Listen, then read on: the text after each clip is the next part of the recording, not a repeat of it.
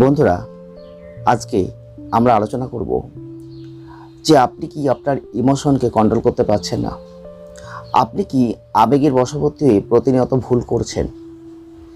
আজকের এই ভিডিওটি আপনাকে অনেক কিছু শেখাতে পারে, কিছু ডিসাইড আপনি নিজে করবেন। তবে আজকের এই ভিডিওটি কিন্তু আপনাকে পুরোটাই দেখতে হবে, তবেই কিন্তু আপনি কিছু শিখবেন এবং কিছু সঠিক জায়গা নিজের লাইফে নিজের ডিসিশন আপনি কিন্তু নিতে পারবেন। আজকে কিন্তু সেই কারণেই এই ভিডিওটি নিয়ে আসা, কারণ আজকের এই ভিডিওটি আমরা বানাচ্ছি আপনি আবেগকে কি কন্ট্রোল করতে চাইছেন।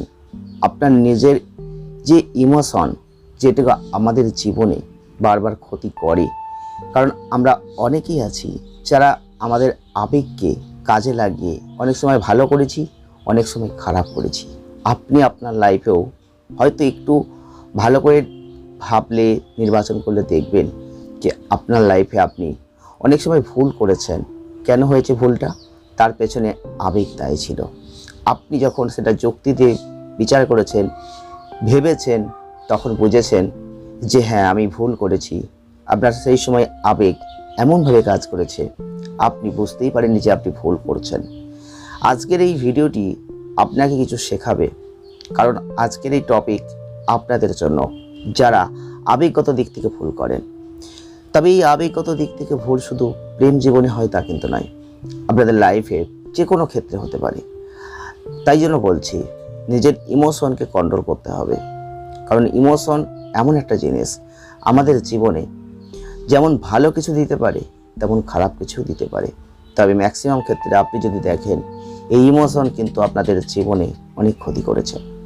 আপনি বুঝতেই পারেননি আপনার যে অন্ধকার দিক আপনি নিয়ে এসেছেন, তার জন্য হয়তো এই আবেগই বেশি দায়ী ছিল। আপনি বুঝেছেন অনেক পরে, বুঝেছেন যখন যুক্তি দিয়ে বিচার করেছেন, ভেবেছেন, তখন বুঝেছেন, কিন্তু তখন অনেক দেরি হয়ে গেছে। আপনি আপনার প্রেম জীবনেও কিন্তু এই আবেগের জন্য অনেক ভুল করেন। কারণ এইখানে আজকে আমরা টপিকটা রেখেছি এই কারণেই, আমরা যেহেতু প্রেম জীবন নিয়ে বেশি আলোচনা করি, আর আপনি আপনার প্রেম লাইফে এই আবেগগত ভুল কিন্তু বহুবার করেন। কারণ আমরা প্রেমটা যখন দেখি, নির্বাচন করি, তখন আমরা সবসময় এই আবেগের বশবর্তী হয়ে কিন্তু প্রেম নির্বাচন করি বা প্রেমে পড়ে যাই। সেটা কিন্তু আবেগ দিয়ে হয়। কেন বলছি?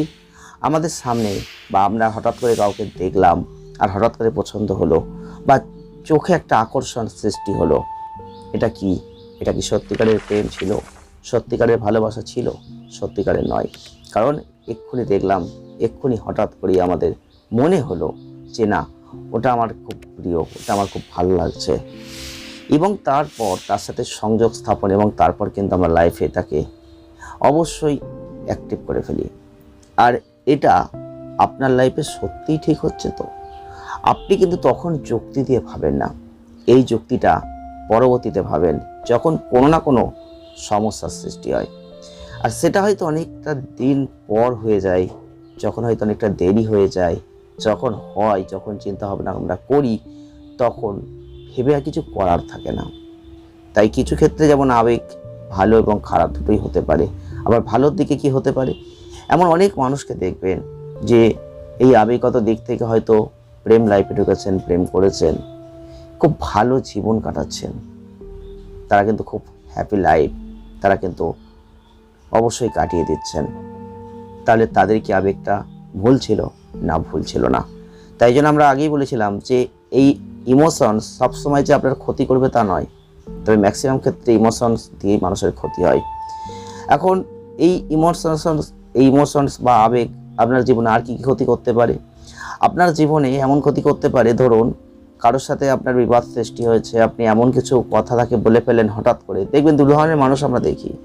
কিছু মানুষ খুব ধৈর্য সহকারে ভাবেন, ভেবে চিন্তে ডিসিশন নেন, বলেন কিছু কথা। আর কিছু মানুষ হঠাৎ সিদ্ধান্ত, হট করেই কিছু বলে ফেলেন। এটাই কিন্তু আবেগ। আপনার যুক্তি চিন্তা ভাবনা কিচ্ছু নেই, আপনি শুধু বলে দিলেন, বলার চিন্তা ভাবনা মাথায় এলো আর বলে ফেললেন। আপনি কিন্তু আবেগ দিয়ে হঠাৎ করে আপনার মনে যা আসলো তাই বললেন। ভুলটা আপনি এখানেই করলেন।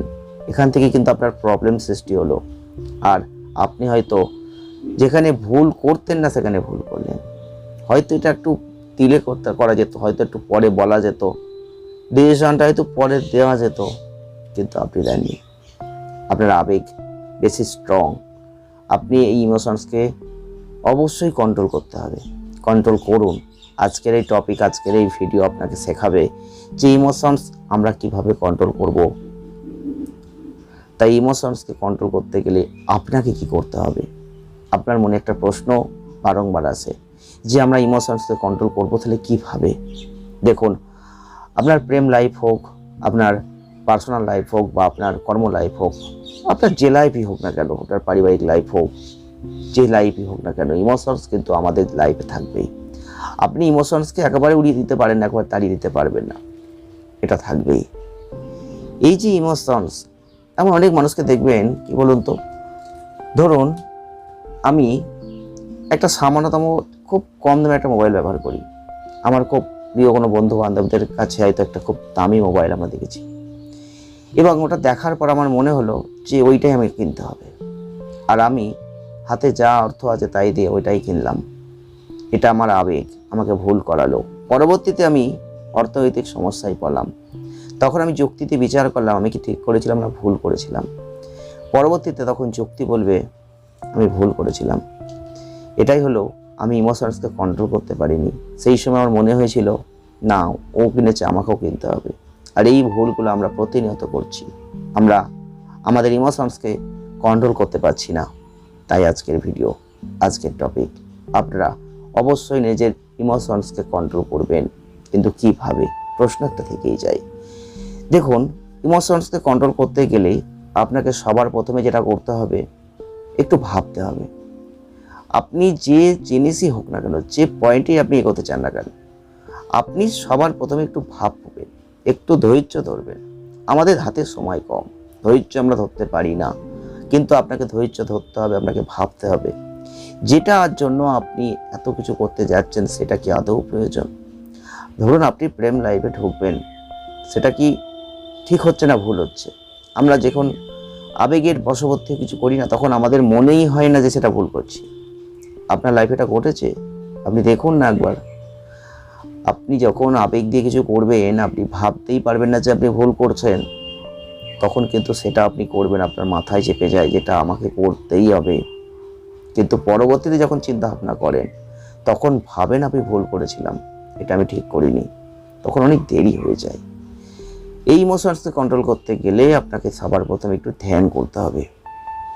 এই ধ্যানই হচ্ছে আপনার জীবনের সব থেকে সেরা বস্তু, যেখান থেকে আপনি ধ্যানের মধ্যে দিয়ে আপনি অবশ্যই নিজেকে সক্রিয় করবেন যে আপনি ঠিক করছেন না ভুল করছেন।